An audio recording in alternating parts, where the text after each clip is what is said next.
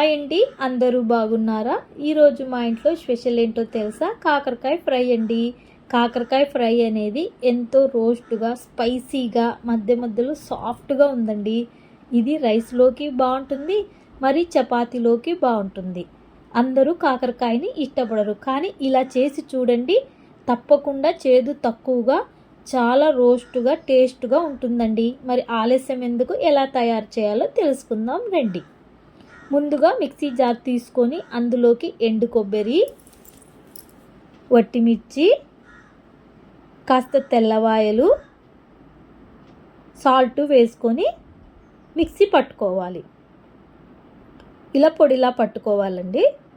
ఈ పొడిని మనం పక్కకు పెట్టి కాకరకాయలను తీసుకొని శుభ్రంగా కడిగి పైన పొట్టు తీసేయాలి.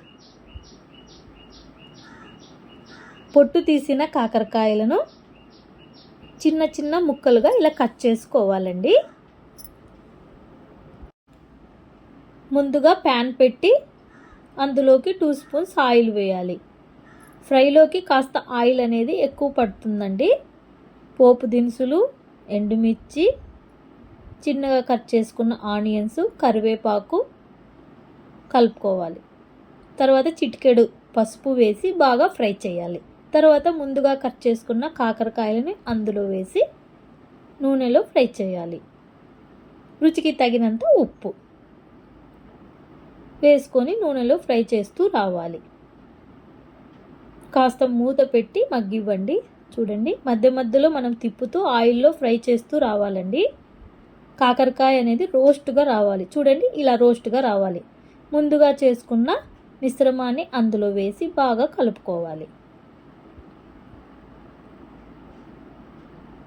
బాగా కలుపుకుంటూ రావాలి.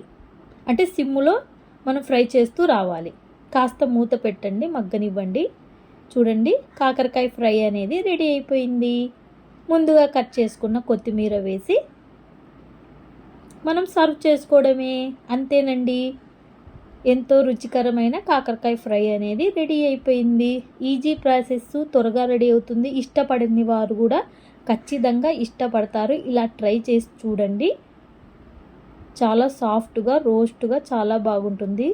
మా రెసిపీ మీకు నచ్చినట్లయితే ఒక లైక్ చేయడం, సబ్స్క్రైబ్ చేసుకోవడం మర్చిపోకండి. బాయ్ అండి.